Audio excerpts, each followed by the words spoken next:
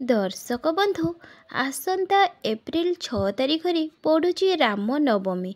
ओडिया मास चैत्र मास शुक्ल पक्ष नवमी तिथि राम नवमी पड़ी थाए। राम नवमी मर्यादा पुरुष श्री रामचंद्र जन्म उत्सव पालन करा जाए। धर्मर प्रतिष्ठा पाई एवं रावणଙ୍କ बध पाई स्वयं श्री भगवान एही दिन राम अवतार रे धरा पृष्ठक अवतरण करथिले। एथिपाई समस्ते हिंदू एही दिन व्रत पूजा अर्चना धर्म आदि करथिले। राम नवमी व्रत पालन करुथिले। एही दिन प्रभातरु उठी स्नान करी शुद्ध पोशाक पिंधि घरे जदि आगरु श्री रामंकर पूजा अर्चना करुथिबे तेबे श्री राम नवमी पूजा सरल विधि उपाय रे घरे पूजा करि पारिबे।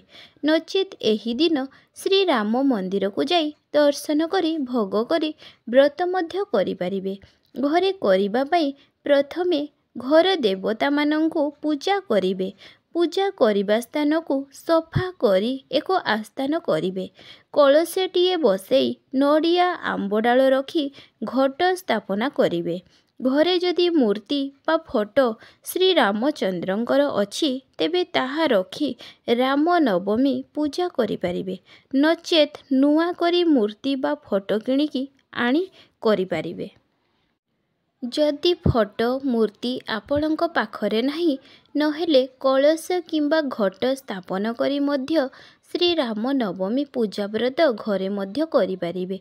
तेणु आस्थान करि सारिला परे कलशरे नड़िया आंबडाल रखी घट स्थापन करी श्री रामचंद्र को आवाहन करी पूजा करिबे।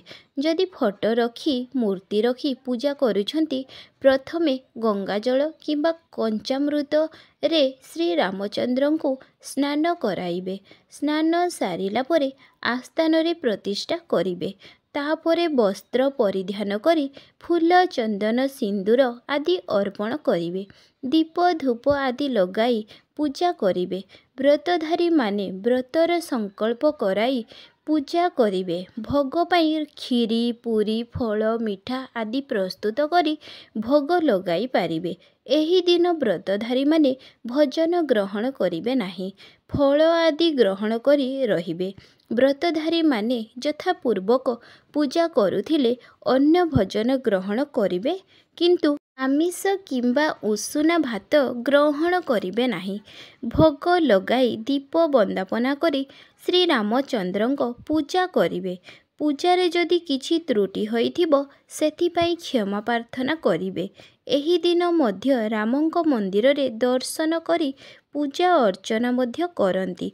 मंदिर रे श्री रामंक जन्म उत्सव आडंबर सहित पालन करा जाए एवं एही दिन माँ बासंती दुर्गा पूजार महानवमी। एही महानवमी अवसर रे कन्या पूजा मध्य करा जाए। आशा करुची वीडियोटी आपण मानंकु भल लागिबो। तेणु वीडियोटी को गोटिए लाइक शेयर और सब्सक्राइब निहाती करंतु। जय जगन्नाथ।